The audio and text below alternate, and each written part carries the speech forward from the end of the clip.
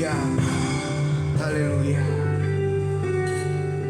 Biarlah doa, pujian dan penyembahan kami kiranya berkenan di hadapan Tuhan. Biarlah kami menyadari kelemahan dan keterbatasan kami ya Tuhan.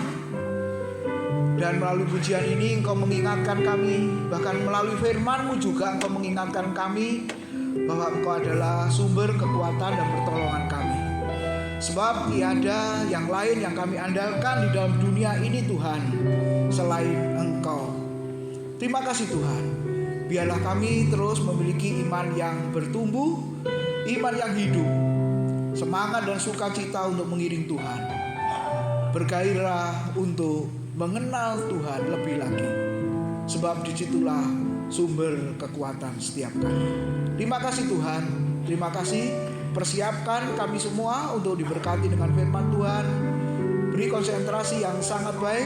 Hati pikiran kami semua boleh tertuju pada firman-Mu. Pakai hamba-Mu, Engkau sendiri yang berbicara kepada setiap kami. Dalam nama Tuhan Yesus kami sambut firman Tuhan. Amin. Silakan duduk Bapak Ibu Saudara yang dikasihi oleh Tuhan. Shalom. Ya, selamat pagi. Boleh bertemu kembali Bapak Ibu Saudara di tahun 2026 ya.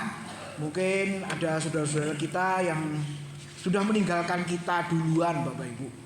Ya.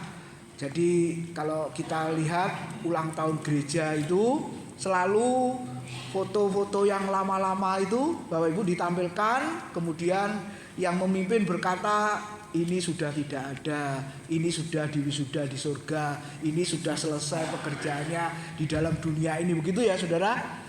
Saudara mau menyusul? Mau gak mau, suka gak suka, kalau Tuhan panggil Bapak Ibu, ya sudah, pulang ya saudara-saudara. Nah hari ini saya mau menyampaikan firman Tuhan terkait dengan menjadi murid Kristus yang bertumbuh dewasa. Tadi dikatakan gereja ini sudah berumur 30 tahun lebih ya? Ya lebih ya 30 tahun ya.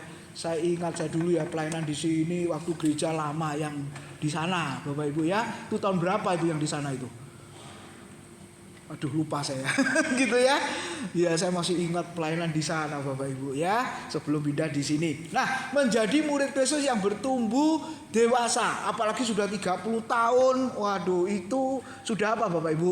Udah punya anak itu ya, umur 30 ya Bapak Ibu ya.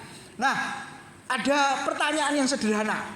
Apakah di antara Bapak Ibu Saudara beragama Kristen? Ada nggak?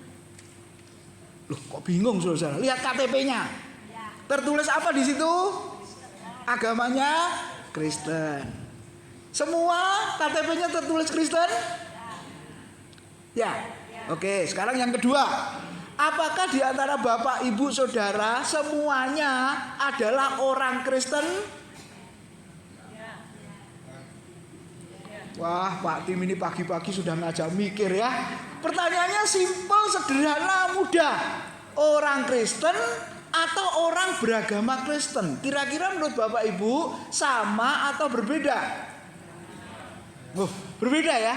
Berarti Bapak Ibu orang Kristen dan beragama Kristen juga. Amin.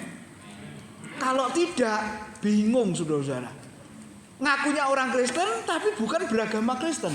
Yang satunya ngomong beragama Kristen tapi tidak pernah layak disebut orang Kristen. Kenapa? Karena tidak pernah ke gereja. Ada yang begitu? Nah berarti yang Kristen hanya KTP-nya saja saudara-saudara. Nanti yang masuk surga KTP-nya saja. Kalau seandainya di surga ada KTP yang diizinkan masuk surga. Tapi ada enggak KTP diizinkan masuk surga? Enggak ada. Jadi Bapak Ibu Saudara, biarlah KTP kita tertulis agama Kristen, tapi yang terpenting Bapak Ibu Saudara harus menjadi orang Kristen. Bedanya di mana? Simpelnya begini Bapak Ibu. Yang namanya agama berarti sama dengan agama-agama yang lain. Orang kalau beragama itu saudara-saudara pemikirannya begini. Kenapa kok kamu ke gereja? Ya karena aku beragama Kristen. Bagaimana kalau tidak pernah ke gereja? Ya nggak pantas, nanti diomong tetangga apa? Loh, Kristen kok tiap minggu jalan-jalan ke Pasar Atom mamanya, atau ke mall lainnya, kok nggak pernah ke gereja? Nah, akhirnya motivasinya ke gereja itu karena apa? Takut diomongin sama tetangga, wong beragama Kristen kok tidak pernah ke gereja. Betul, saudara? Tapi sebenarnya menurut Alkitab, menjadi orang Kristen itu adalah sesuai dengan judulnya apa itu? Mengabdikan diri, membawa diri saudara untuk menjadi apa judulnya? Murid Kristus.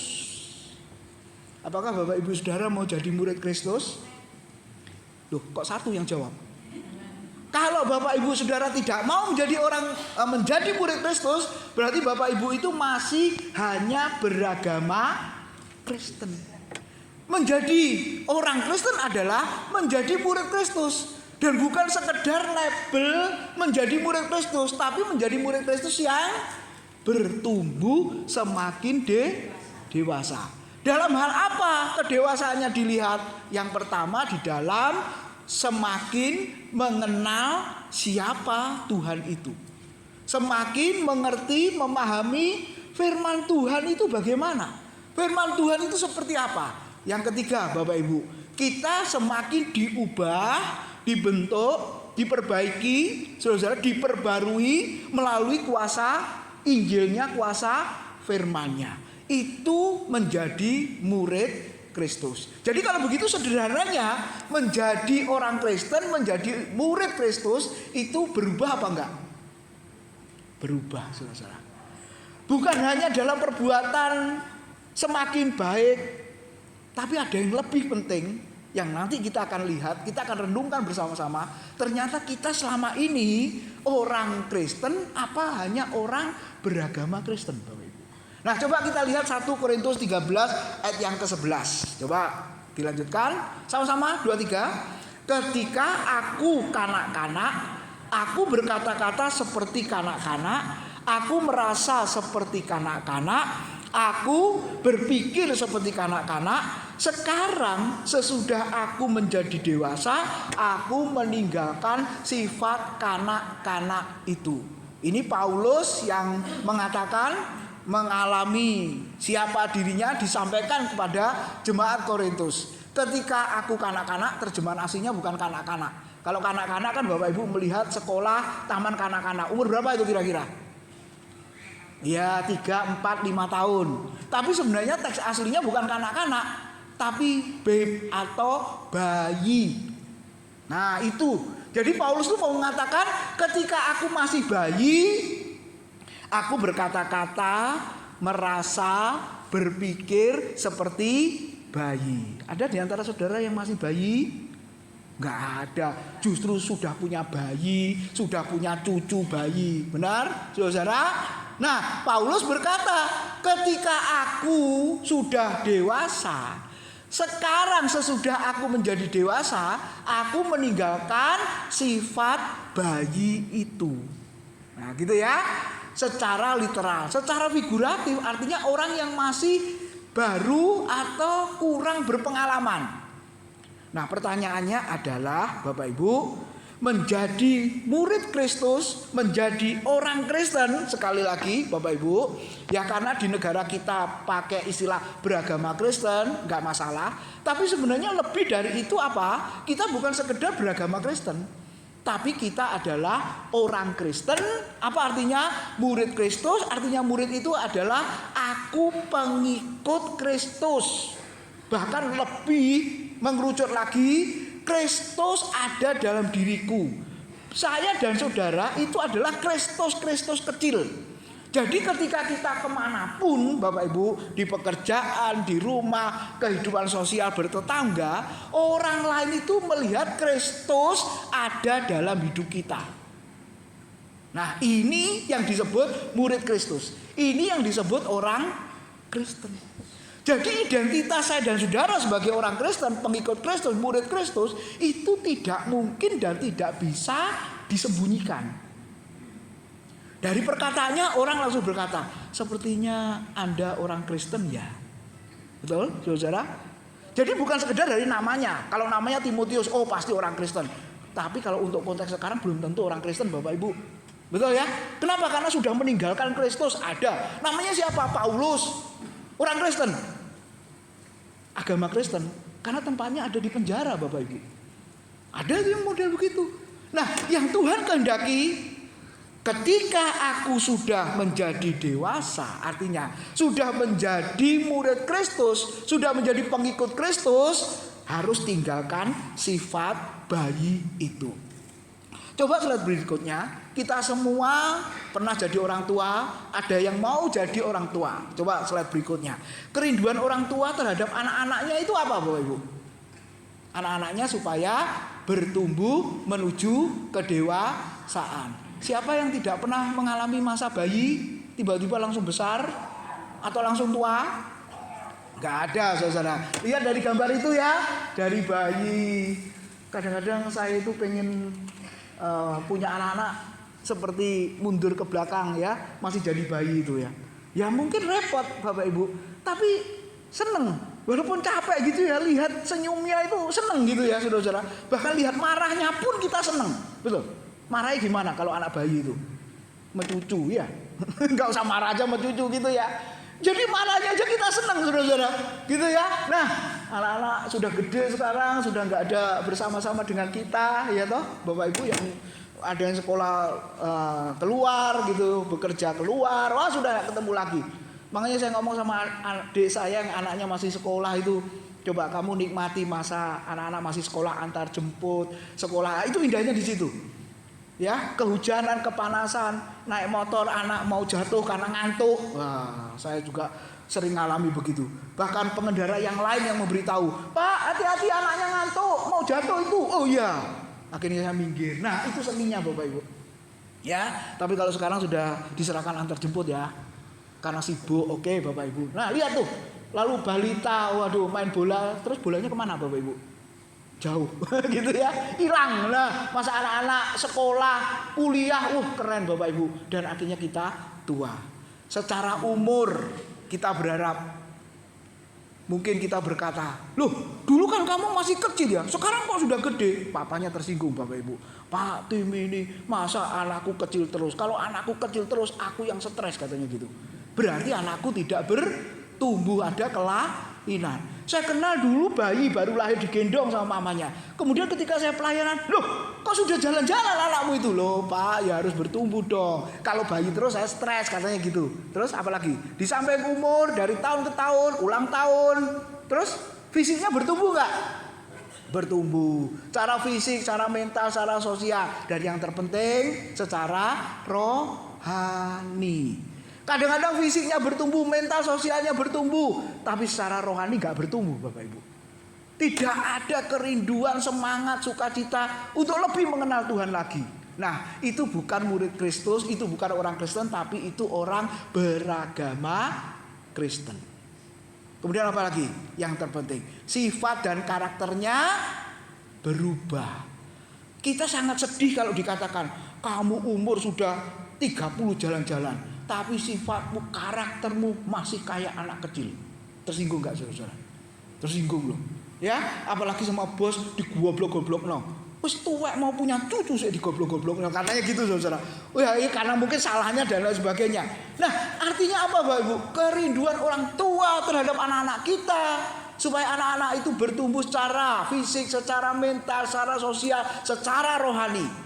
Itu ideal orang tua berharap rindu kepada anak-anaknya begitu. Amin saudara. Nah pertanyaannya, bagaimana dengan kerinduan Bapa kita di sorga? Saya dan saudara adalah anak-anaknya. Kira-kira punya kerinduan yang sama nggak? Seperti orang tua di dalam dunia ini? Pasti saudara. Memang bukan secara fisik, ini sudah mentok ya. Bahkan umur bertambah ini menyusut. Saya juga heran saudara. Waktu diukur yang lalu-lalu itu kok saya masih tinggi sepertinya. Celana masih ukuran segitu ya. Terakhir-terakhir ini, loh ini ukuran sama tapi kok ini kedodoran Bapak Ibu ya. Lihat nih. Padahal ini sama ukurannya, berarti saya mungsret Bapak Ibu. Menyusut 3 cm. Loh, saudara gak percaya. Coba ukur.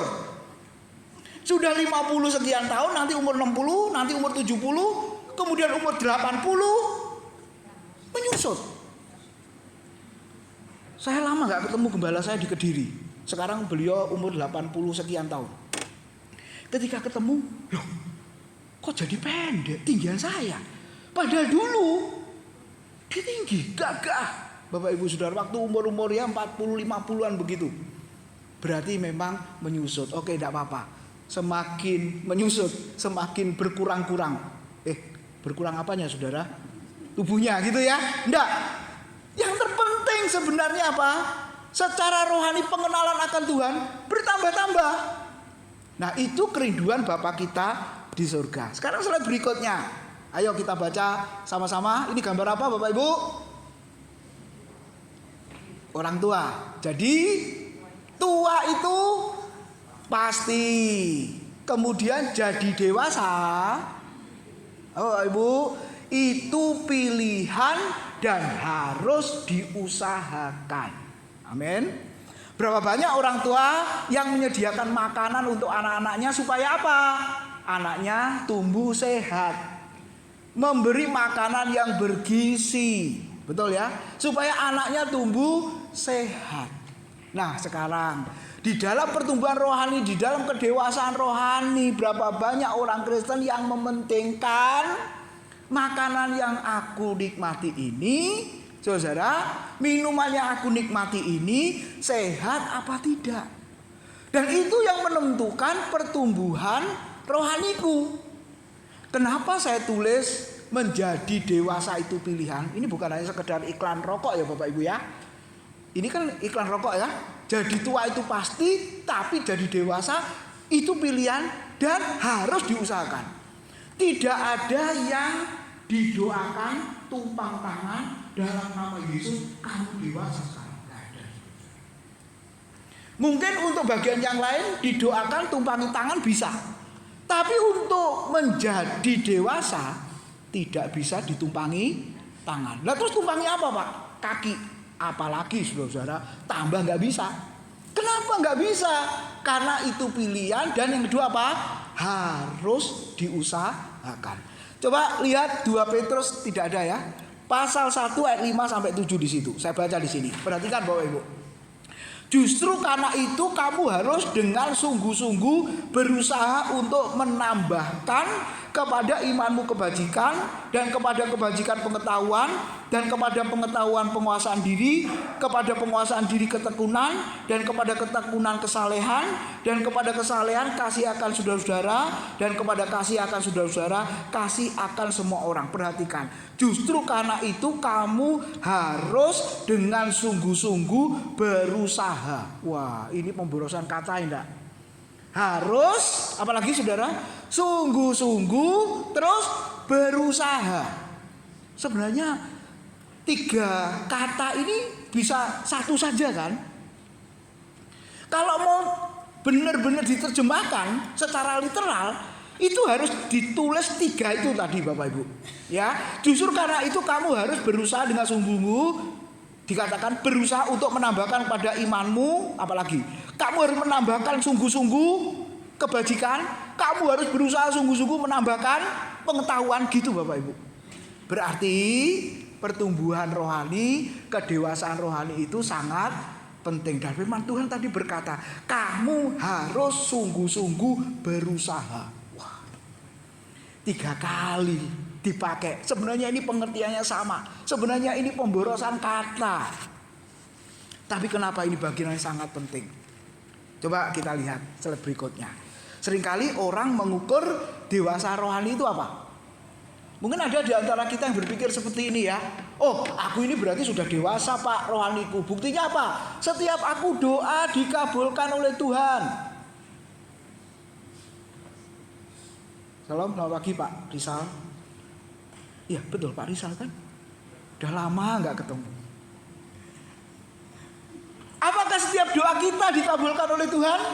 Nah seringkali orang berpikir kalau iya berarti aku sudah bertumbuh dewasa.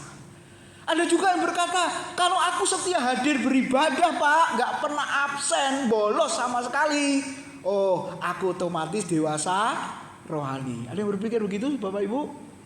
Lalu aku sudah bisa melayani. dalam segala hal, dalam segala bidang. Apakah itu merupakan ukuran kedewasaan rohani? Nah, apalagi aku kan sudah bisa berkhotbah. Berarti kan aku sudah dewasa rohani. Tapi pertanyaannya, yang dikhotbahkan apa? Saya lagi ngajar di STT, mahasiswa saya ini tua-tua Bapak Ibu, sudah hamba-hamba Tuhan gitu ya. Ternyata di kelas itu mereka juga bingung, saudara-saudara. Lah kalau gembalanya bingung, terus jemaatnya tambah bingung. Ya, karena materinya tentang Allah, saya tanya saja. Coba Bapak Ibu, kalau seandainya ada jemaat yang bertanya, Allah Tritunggal itu seperti apa? Bingung saudara-saudara. Bingung. Ya Allah Tritunggal itu karena di dalam doa berkat, di dalam baptisan, terus di dalam apa lagi saudara? Penyerahan anak, di dalam aktenya juga bunyinya apa? Dibaptis dalam nama Bapa dan Anak dan Roh Kudus, yaitu Tuhan Yesus Kristus. Nah, amin. Benar ini? Enggak usah mikir abot-abot Bapak Ibu. Ini di kelas ini contoh saja. Kadang-kadang kita begitu ya. Di dalam doa pun juga begitu kan. Dalam nama Bapa dan Anak dan Roh Kudus, yaitu. Ini jadi salah. Yaitu Tuhan Yesus Kristus. Tuhan Yesus Kristus itu berapa pribadi?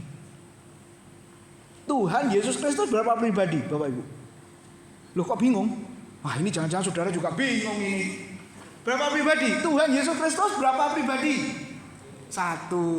Dalam nama Bapa dan Anak dan Roh Kudus berapa pribadi?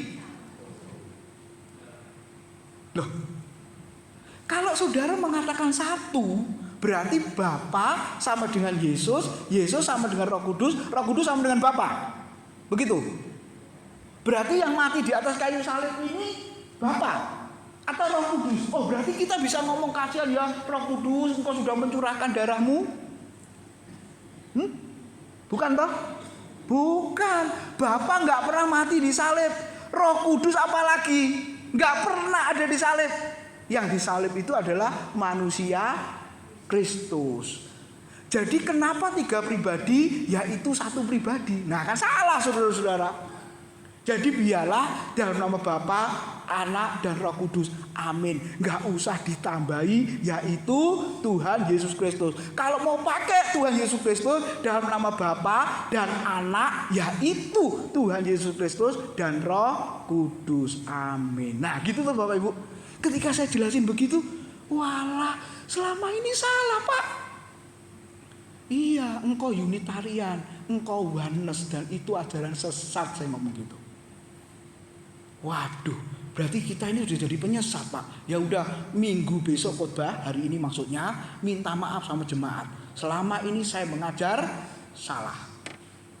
Lu kan malu Pak, lu malu Bapak Ibu. Daripada engkau dijewer di surga. Iya kalau masuk surga, kalau di neraka ditambah dijewer Tuhan.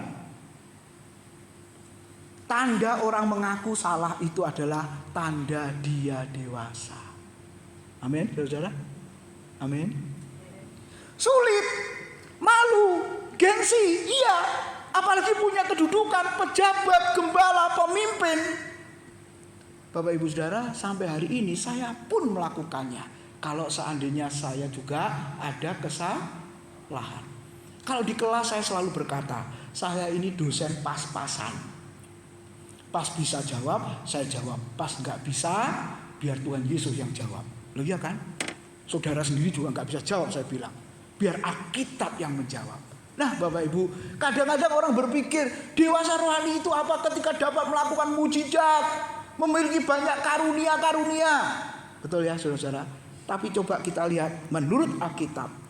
Slide berikutnya, kalau begitu apakah ukuran kedewasaan rohani itu? Ini gambar apa Bapak Ibu? Gambar apa ini?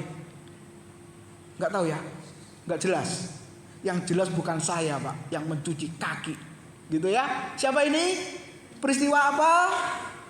Tuhan Yesus membasuh kaki murid-muridnya di Yohanes pasal yang ke-13.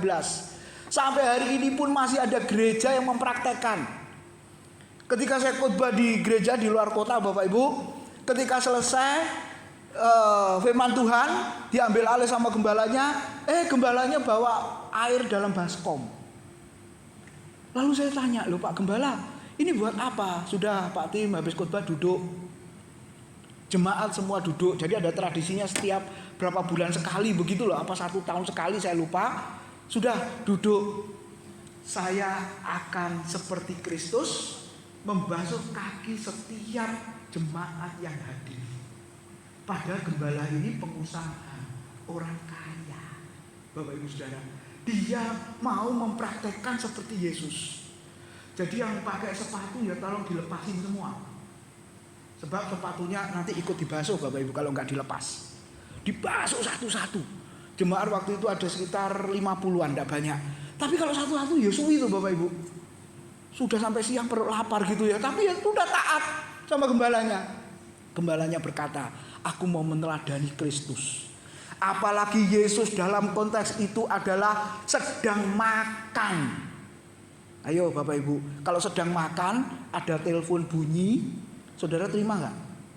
Oh terima Pak, karena order ini Pak untungnya besar. Tapi kalau nagih utang, enggak kan saudara? Wes biarin. Atau telepon apapun lah, makan dulu betul. Ini lagi enak ini makannya. Sebab kalau telepon dia kalau sebentar, lah kalau sak jam ngendal kabeh rawone Bapak Ibu. Betul? Jadi coba saudara lihat, sedang makan menikmati enak. Yesus tinggalkan meja makan. Yesus tinggalkan piring makannya. Lalu dia melepaskan bajunya. Kemudian dia pakai baju hamba. Kemudian dia membasuh kaki murid-muridnya. Bapak Ibu Saudara, ini teladan yang luar biasa. Jadi coba diklik, ukuran kedewasaan rohani itu apa? Ketika hati yang angkuh, hati yang tinggi, hati yang sombong, hati yang keras dihancurkan, diremukkan oleh kuasa firman menjadi pribadi yang rendah hati. Itu orang yang dewasa rohaninya. Loh Pak, kalau sudah rendah hati slide berikutnya pasti melayani. Sekarang kalau melayani bisa enggak Pak? Enggak rendah hati. Bisa enggak Bapak Ibu? Bisa. Kenapa? Karena waktu aku melayani, aku butuh diakui. Aku melayani, aku butuh dibuktikan. Aku melayani, aku butuh dihargai. Aku melayani, aku butuh dinilai. Dia mampu, dia sanggup apa tidak. Nah itu bedanya Bapak Ibu. Tapi ketika saya seorang rendah hati kemudian dia melayani, dasarnya dia melayani apa? Dia melihat Kristus. Coba Bapak Ibu Saudara, Kristus di dalam kehidupan, di dalam pelayanan, dia pernah dihargai tidak? Dia pernah apa istilahnya? Diakui, butuh pengakuan apa tidak? Bahkan ketika dia dicaci maki, dia diolok, dia diejek, dia ditampar, dia diludahi, Alkitab berkata apa saudara? Dia diam saja. Seperti anak domba yang keluh, yang bodoh, yang siap masuk ke dalam tempat pembantaian. Jadi sebenarnya Yesus butuh pengakuan, Yesus butuh afirmasi, pembuktian diri. Enggak Bapak Ibu. Itu loh ukuran kedewasaan. Waduh Pak, susah Pak. Nah itu kalau engkau beragama Kristen. Tapi kalau engkau orang Kristen, pasti mau nggak seperti Yesus? Loh Pak, nyanyinya saja ku mau sepertimu Yesus. Nah berarti kita harus ikut apa yang Yesus teladankan, contohkan kepada kita. Amin, saudara. Bukan hanya dalam perkataannya, bukan hanya dalam tindakan, perbuatan baik yang selalu hatinya tergerak oleh belas kasihan, tetapi apa saudara-saudara? Sifat dan kerendahan hati ini Bapak Ibu terus menerus loh. Kita tidak boleh berkata hari ini aku lulus rendah hati, nanti atau besok diuji lagi. Kira-kira berhasil apa tidak? Belum tentu saudara. Suatu saat saya ini dimarahi di hadapan istri, anak dan banyak orang. Coba Bapak Ibu, Padahal menurut Alkitab, kalau seandainya ada yang salah harus panggil, tegur, diajak ngomong 4 mata, betul ya? Kalau ini enggak mempan, ya baru panggil banyak orang, gitu kan? Ini enggak Bapak Ibu, tiba-tiba langsung, waduh, kayak kereta remnya blong, gitu ya Bapak Ibu ya, tabrak sana, tabrak sini, sampai istri sama anak saya itu lihat gini. Waktu pulang di acara itu, Papa, siapa dia itu? Kok bisa kayak kesetanan begitu Pak? Orang Kristen, iya, beragama Kristen lebih tepatnya. Kalau orang Kristen tidak mungkin kayak begitu ya Bapak Ibu ya. Kalau seandainya saya salah, ada yang nggak cocok, panggil saya kan begitu. Wah ini mempermalukan saya ini, kasarannya begitu Bapak Ibu. Ya, biasa kalau orang kaya itu kalau ngamuk-ngamuk ya begitu saudara-saudara. Sampai ibu gembala saya berkata, Pak Tim, yang marahi kita itu bukan hanya orang kaya, orang miskin pun lebih nemen marahi kita Pak. Katanya gitu saudara ya. Nah akhirnya saya hanya diam saja. Kalau saudara jadi saya emosi nggak? Padahal bener loh ini. Perlu membela nggak? Perlu membuktikan nggak? Perlu ya Bapak Ibu? Perlu. Tapi saya benar-benar diam saja waktu itu. Gitu ya, diam saja. Gara-gara apa? Saya mengingatkan satu acara, padahal saya sudah WA jauh-jauh hari, 2 minggu apa 3 minggu sebelumnya. Hari itu dia ada acara. Dan acara itu, Pak Tim ini mendadak, saya ada acara nggak bisa ikut. Katanya begitu saudara. Lalu saya bilang, Bu, itu kan sudah saya undang agak lama tuh. Lihat di grup WA itu. Nggak mau tahu saya nggak bisa hadir. Nggak apa-apa, saya bilang gitu. Kita tetap jalan acaranya. 2-3 hari Bapak Ibu, dia WA saya. Pak Tim, minta maaf ya. Ternyata saya yang salah, bukan Bapak. Hampir aja saya ngomong gini, Bu, harusnya minta maafnya jangan via WA. Wong saya dimarahi bukan via WA Bapak Ibu. Ketemu kok, harusnya minta maafnya ngajak makan gitu ya. Enggak Bapak Ibu. Ya harus ketemu dong kalau gentle, ya kan? Kalau berani harus ketemu dong. Ini via WA. Maaf ya Pak, peristiwa yang kemarin itu saya marah-marah di hadapan banyak orang, istri dan anak Bapak. Ternyata saya yang salah. Kira-kira saudara memaafkan enggak? Tak maafkan, tapi ajak saya makan dengan keluarga. Kan gitu, itu kompensasinya. Iya gitu. Enggak saudara-saudara. Ya Bu, lain kali jangan begitu ya. Sudah gitu aja Bapak Ibu. Hari itu Bapak Ibu saya itu bisa tenang gitu. Bahkan ujiannya akan terus begitu. Dan saya melihat apa yang dilakukan oleh Kristus. Kalau menjadi orang Kristen yang dewasa, menjadi hamba Tuhan yang dewasa Bapak Ibu, memang itu selalu ada di sekitar kita. Merasa tidak dihargai, apalagi salaman. Ini gembala ini ya. Saya ngomong sama jemaat, kalau pulang salaman jangan ngajak ngomong saya. Kenapa Bapak Ibu? Kalau lagi ngantri salaman, kemudian dia ngajak ngomong, terus saya gimana? Saya dengar dia ngomong kan? Gak mungkin saya begini kan? Kalau saya begini dia marah gak?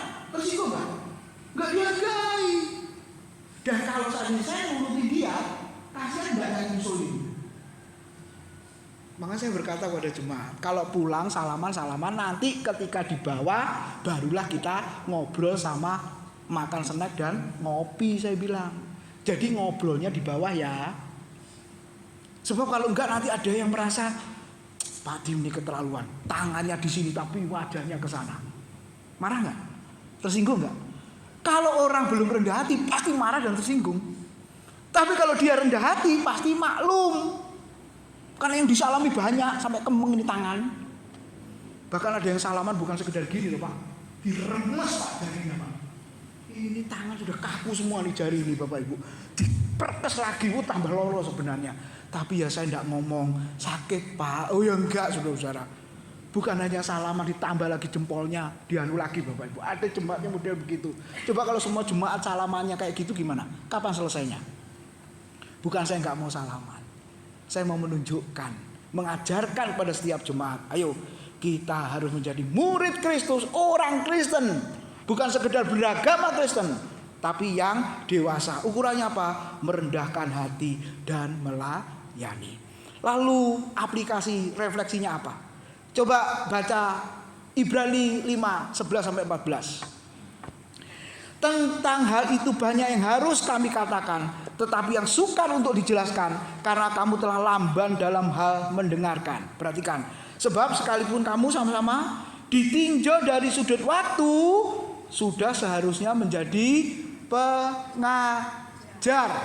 Kamu masih perlu lagi diajarkan asas-asas pokok dari penyataan Allah, dan kamu masih memerlukan susu, bukan makanan keras. Sebab barang siapa masih memerlukan susu, ia tidak memahami ajaran tentang kebenaran, sebab ia adalah anak kecil atau bayi. 14 sama-sama. Tetapi makanan keras adalah untuk orang-orang dewasa yang karena mempunyai panca indera yang terlatih untuk membedakan yang baik daripada yang jahat. Berikutnya Ibrani 6 ayat 1-3. Sebab itu marilah kita tinggalkan asas-asas pertama dari ajaran tentang Kristus dan beralih kepada perkembangannya yang penuh. Janganlah kita meletakkan lagi dasar pertobatan dari perbuatan-perbuatan yang sia-sia dan dasar kepercayaan kepada Allah, yaitu ajaran tentang berbagai pembaptisan, penumpangan tangan, kebangkitan orang mati, dan hukuman kekal. Dan itulah yang akan kita perbuat jika Allah mengizinkannya. Coba yang pertama refleksinya, slide berikutnya. Coba Bapak Ibu renungkan bersama-sama di dalam Ibrani tadi ya, ayat yang ke-12 dikatakan apa? Sudah berapa lama jadi orang Kristen? Bapak Ibu, lebih dari 10 tahun? Oh, sejak lahir sudah Kristen. Karena papa mamaku, nenek moyangku bukan seorang pelaut, tapi orang Kristen, otomatis Kristen. Nah Bapak Ibu, itu hanya sekedar Kristen warisan, Kristen keturunan ya. Itu Kristen agama. Sebenarnya lebih dari itu ya. Menjadi orang Kristen sudah berapa lama? Terus pertanyaannya tadi, ditinjau dari segi waktu, sudah seharusnya menjadi apa? Pengajar. Tapi kenyataannya Bapak Ibu Saudara, gereja kami tahun ini Maret ya, tanggal 3 kemarin itu berulang tahun yang ke-23. Bukan saya yang merintis, saya masuk tahun 2014 Bapak Ibu. Ya. Dan apa yang harus saya lakukan supaya jemaat ini yang sudah puluhan tahun kemudian menjadi dewasa. Waktu Covid kemarin 2020, nah saya latih nih jemaat. Sudah berapa lama Kristen sudah lama berjemaat di sini? Ya sejak gereja berdiri Pak 2003 katanya. Udah lama sekali ya. Terus seperti Ibrani 5:12 enggak? Sudah saatnya ditinjau dari waktu menjadi pengajar. Belum Pak. Oke, ayo berani enggak jadi pengajar, saya berkata. Maksudnya apa Pak? Ayo buat renungan gitu ya. Bacaan Alkitab setiap hari dulu 3 pasal, tapi sekarang minta didiskon kebanyakan 3 pasal. Jadi berapa lama diskonnya? 2 pasal, jadi tinggal 1 pasal Bapak Ibu. Nanti diskon lagi ya saya bilang. Ini 1 pasal 1 hari sudah kamu tawar lagi ya. Saya baik hati. Oke, setuju. Tiap hari 1 pasal. Terus bukan sekedar dibaca, tapi direnungkan, tapi disampaikan. Nah saya latih itu Bapak Ibu ya, sampai hari ini. Akhirnya sekitar ya 20-an jemaat itu bisa menyampaikan renungan firman Tuhan 3 menit sampai 5 menit. Awalnya bingung, sulit, tapi sekarang bisa sampai 6 menit Bapak Ibu. Jangan lama-lama, 3 sampai 4 menit lah. Namanya kan 3 minutes with God, renungannya kan gitu, berarti hanya 3 menit. Iya Pak, Roh Kudus berbicara makanya sampai 10 menit katanya gitu. Loh ya jangan toh. Nanti yang baca, yang denger itu bosen. Wah Bapak Ibu, saya seneng. Awal-awal kaku, bingung gitu ya. Kalau saya dulu khotbah di hadapan kamera, saya yang stres Bapak Ibu. Waktu saya tanya amin saudara, gak ada yang jawab. Masih ingat rekaman yang lalu-lalu itu Bapak Ibu, yang parah itu rekaman semua. Saya di hadapan kamera itu stres khotbah di gereja, kamera saja sama multimedia yang bantu. Sudah itu saja Bapak Ibu. Lalu jemaat sekarang Bapak Ibu, yang generasi berikutnya ya, kenapa kok kamu baru tayang tampil bagus? Walah Pak, wong hanya di hadapan kamera saja, ngapain takut katanya gitu Bapak Ibu. Kan gak ada orangnya. Iya, tapi habis itu YouTube-nya publish, yang nonton banyak. Ya urusannya Pak, yang penting waktu saya rekaman, nah sebelum upload YouTube saya yang upload ke saya dulu, saya perhatikan, saya pelajari dulu. Ada yang nyeleneh enggak? Kalau ada yang nyeleneh ya saya cut Bapak Ibu. Tapi udah bener semua ya udah, tinggal posting, tinggal upload, posting dan lain sebagainya. Mereka senang.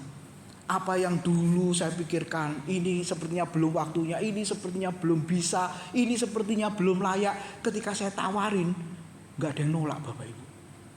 Wah, berarti saya siap waktunya pensiun Bapak Ibu. Karena semua jemaat sudah bisa khotbah.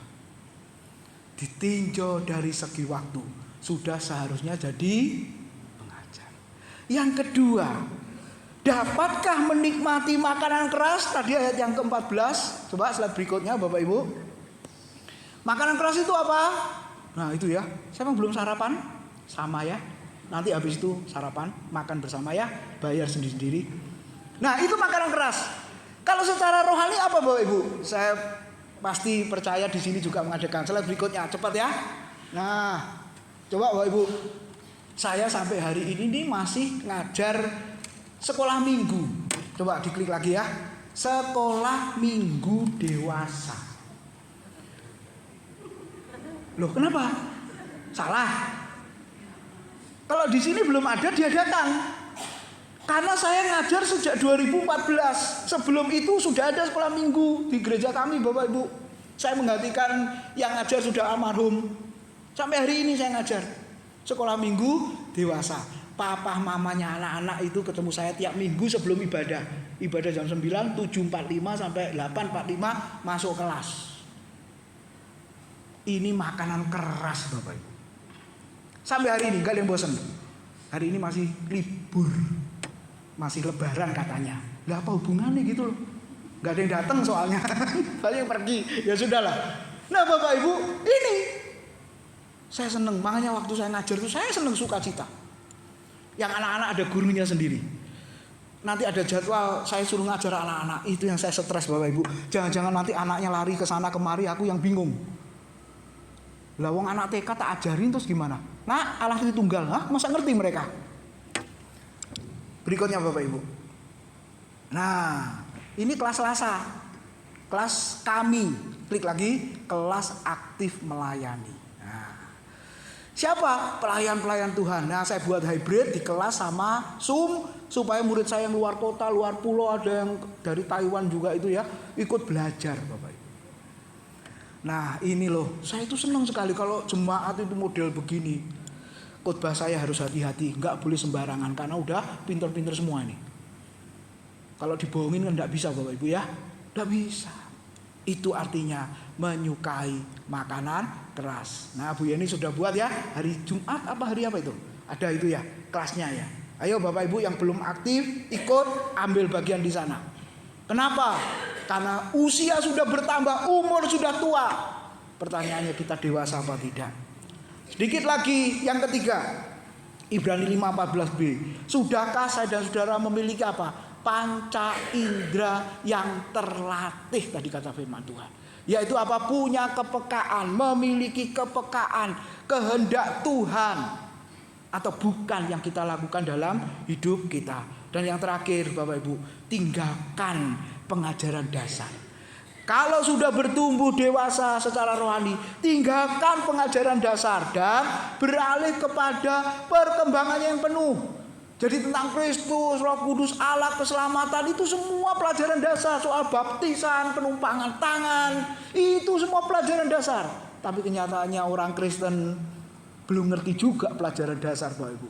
Makanya harus ada kelas sekolah minggu. Kalau hari Minggu khotbah nggak bisa angkat tangan ditanya, betul. Tapi kalau di kelas saya mengizinkan, silakan bertanya sebebas-bebasnya. Ingat, saya dosen pas-pasan. Pas bisa jawab, saya jawab. Pas nggak bisa, tanya Tuhan, saya bilang gitu. Kemudian kesimpulannya, slide berikutnya.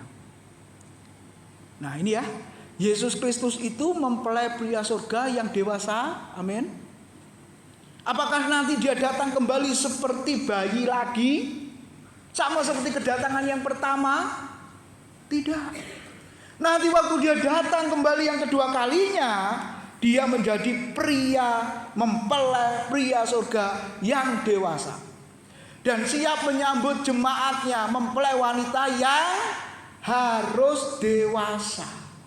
Coba kalau mempelai wanitanya anak-anak, apa yang terjadi kalau saudara melihat pria dewasa menikah anak umur 7 tahun umpama?